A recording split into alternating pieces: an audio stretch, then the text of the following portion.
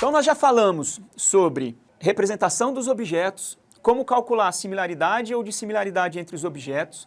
Falamos como avaliar a qualidade de um agrupamento usando uma medida interna ou uma medida externa. E agora nós começaremos a falar sobre alguns algoritmos de agrupamento.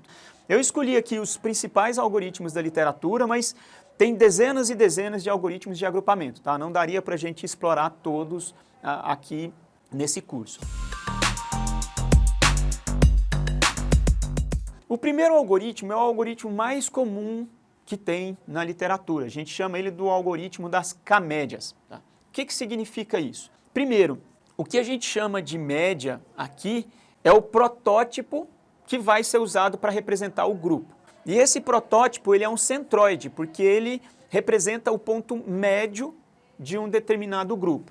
E o K significa a quantidade de protótipos que nós escolhemos para aquele grupo. Então vamos pegar aqui a nossa base de dados Ruspini, que a gente já apresentou aí para vocês, e vamos entender um pouco como que esse algoritmo funciona. A lógica desse algoritmo é bastante simples.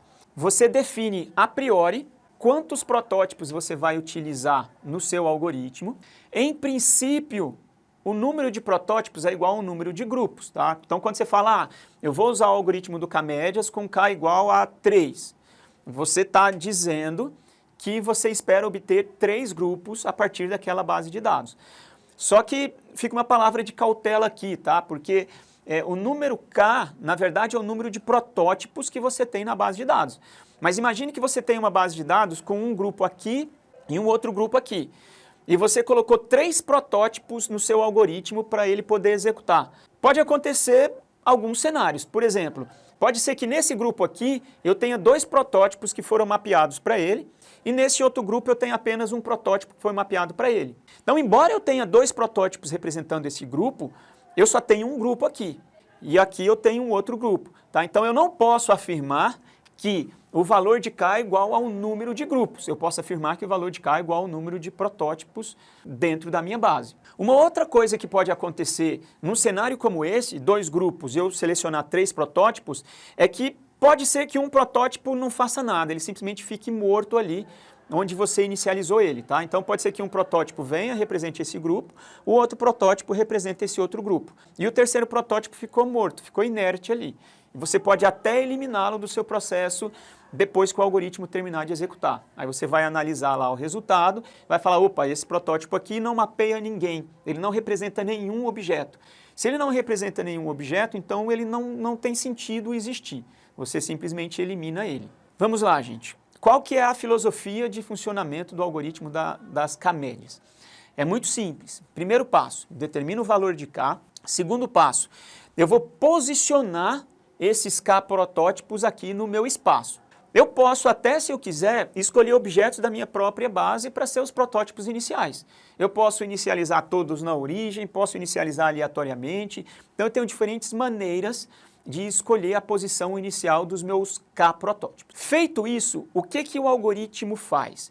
Ele vai pegar cada objeto da minha base de dados, vai calcular a distância desse objeto a todos os protótipos que eu coloquei no meu algoritmo. Aqui eu coloquei K igual a 4, né? São essas bolinhas coloridas, o verde, o amarelo, o vermelho e o roxo. Então aqui eu tenho os meus 4 protótipos. O que o algoritmo vai fazer ele vai pegar cada um desses pontinhos pretos, que são os objetos da minha base, vai calcular a distância de cada um deles a cada um dos protótipos e vai alocar esse objeto ao protótipo mais próximo. Vamos supor essa parte aqui de cima da minha figura.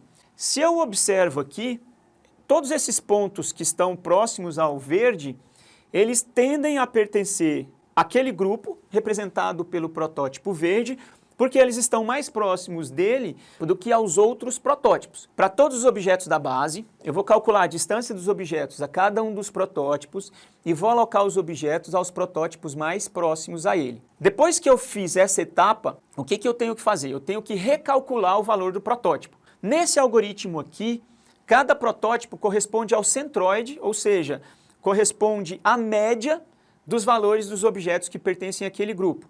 Então, depois que eu aloquei todos os objetos a todos os protótipos que eu tenho na base, eu vou pegar os objetos que compõem aquele grupo, vou calcular a média deles, e essa média vai ser a nova posição do protótipo. E é isso que a gente enxerga aqui. A gente construiu uma superfície de separação entre os grupos, a gente chama isso aqui, esse diagrama, de um diagrama de Voronoi. E esse diagrama está me dizendo o seguinte, olha, daqui para cá e daqui para cá, tudo pertence ao protótipo verde. O que está para o lado de lá pertence ao protótipo amarelo, aqui é o protótipo vermelho, aqui é o protótipo roxo. Terminou essa etapa do processo, eu vou recalcular a posição dos protótipos. Então, se a gente olha aqui essa iteração 1, a gente observa que o ponto verde, o protótipo verde, mudou mais para a esquerda e um pouquinho mais para cima, enquanto esse protótipo foi um pouco mais para baixo e para a direita. O protótipo roxo também desceu um pouquinho e foi mais para a direita, certo? Então, os protótipos foram reposicionados em função dos objetos que pertencem àquele grupo. Na próxima iteração, o que vai acontecer? Eu vou novamente calcular a distância dos objetos a cada um dos protótipos e vou recalcular o valor dos protótipos, como aconteceu nessa iteração número 2. Na iteração número 3, a gente praticamente não teve alteração. Todos os objetos estão sendo mapeados nos grupos corretos aqui e os centroides praticamente não se movem. A partir do momento em que os centroides ficaram estacionários nas posições deles em relação ao passo anterior, eu digo que o algoritmo convergiu e o processo termina por ali. Então, o algoritmo muito simples, que essencialmente faz uma alocação dos objetos aos protótipos e recalcula, reposiciona os protótipos em função dos objetos que foram mapeados nele. E vai fazer isso até que o algoritmo estacione, até que ele estabilize. Notem que uma das coisas que acontecem implicitamente nesse algoritmo aqui é que ele está calculando a distância intragrupo, porque ele está calculando a distância de cada objeto ao centroide daquele grupo. Então, esse algoritmo, ao longo do processo de busca, ele minimiza essa função que calcula a distância de todos os objetos a cada um dos grupos. Esse é o algoritmo implementado. Então, no algoritmo Camédias com biseção, o que a gente faz, a principal diferença dele para o algoritmo das camédias é que a cada iteração ele vai dividindo um grupo em 2 grupos. E a partir disso, ele calcula a dissimilaridade intergrupo entre os 2 grupos novos que foram gerados e vai selecionando subgrupos com maior dissimilaridade intergrupo até que você encontre o número K de grupos que você especificou lá no início.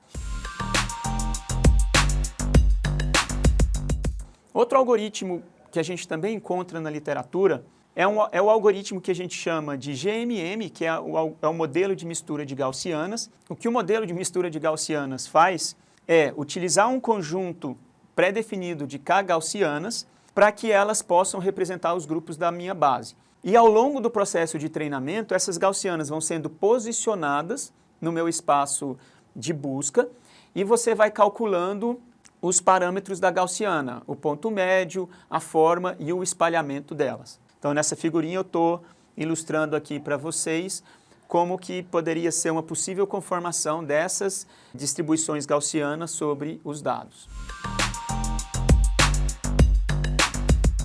Um outro método bastante interessante também de agrupamento de dados é um método baseado em grafos que calcula a árvore geradora mínima entre todos os objetos da minha base de dados e uma vez construída a árvore, a gente define um critério de inconsistência para os arcos da árvore e a gente vai podando aqueles arcos que são inconsistentes. Vamos ilustrar um pouco melhor o que a gente está falando aqui.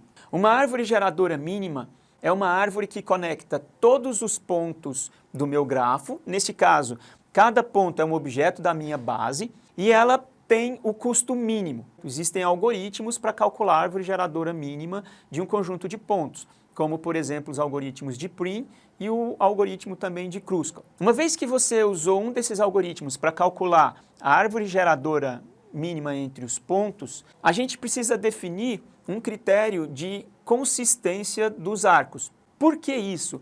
Porque um arco ele vai ser considerado inconsistente aqui quando ele tem um comprimento muito maior do que o comprimento dos vizinhos dele. Que significa que você está passando de regiões de alta densidade de dados por regiões de baixa densidade até chegar numa nova região de alta densidade de dados. E cada região de alta densidade de dados corresponde a um grupo da minha base. se a gente olha essa figurinha aqui para a base Ruspini, o que a gente observa? Vejam, estes pontos deste grupo, o tamanho médio dos arcos é muitas vezes menor do que esse arco que está conectando dois objetos pertencentes a grupos distintos. Então nós definimos um critério que olha o comprimento do arco, se ele for maior do que a média dos vizinhos, mais um múltiplo aí do desvio padrão dos arcos em volta daquele nó, eu digo que esse arco ele é inconsistente, eu elimino esse arco do meu grafo. E cada vez que eu elimino um arco do meu grafo, eu gero 2 subgrafos e cada subgrafo corresponde a um grupo de objetos. E, portanto, esse método ele é bastante utilizado para a gente poder fazer agrupamento de dados considerando a densidade dos grupos. Porque grupos de alta densidade de objetos normalmente têm distâncias entre objetos que são muito menores do que a distância que conectam estes grupos de objetos. E com isso, eu consigo determinar automaticamente o número de objetos da base também. Essa é uma outra característica muito interessante desse algoritmo. Eu preciso definir aqui um parâmetro, que é esse múltiplo do comprimento do arco, para eu poder considerá-lo inconsistente. Mas uma vez que eu determinei esse parâmetro, o algoritmo vai automaticamente identificar os arcos inconsistentes, removê-los e ele vai nos dizer ao final quantos grupos eu tenho na minha base. Notem que os algoritmos que nós falamos até agora, o K-médias com biseção e o de mistura de gaussianas, todos eles requerem que a gente diga a priori o número de grupos que eu tenho na minha base de dados. Por fim, eu quero mostrar aqui para vocês, para a mesma base de dados, 2 agrupamentos hierárquicos distintos. Se a gente olha essa árvore aqui, que nós chamamos de dendrograma, ela está me propondo um determinado agrupamento. Nós já falamos sobre isso também, né? Se eu cortar essa árvore aqui, nessa altura, eu encontro 4 grupos. Este grupo, este aqui e este aqui, que representam aí estes 4 conjuntos de objetos. E aí tem algumas informações importantes que a gente consegue tirar desse tipo de representação dos grupos. Por exemplo, e aqui eu tenho o mesmo agrupamento feito por um outro tipo de algoritmo de agrupamento hierárquico. Então, o importante que a gente precisa saber desse tipo de técnica de agrupamento eu consigo olhar a relação entre os grupos. Tá? E eu posso fazer a união entre eles até chegar num grupo maior que contém todos os objetos da base. Ou então, chegar nos grupos unitários que tem um único objeto cada grupo. Como se eu olhasse aqui por cima ou se eu olhasse aqui por baixo. Bom, pessoal, esse era o conteúdo que eu queria apresentar para vocês aqui nesse capítulo de agrupamento de dados. Nós temos aí mais uma lista de exercícios para vocês fazerem. Muito obrigado aí pela atenção de vocês e o nosso próximo capítulo é o capítulo 5, que fala sobre classificação de objetos.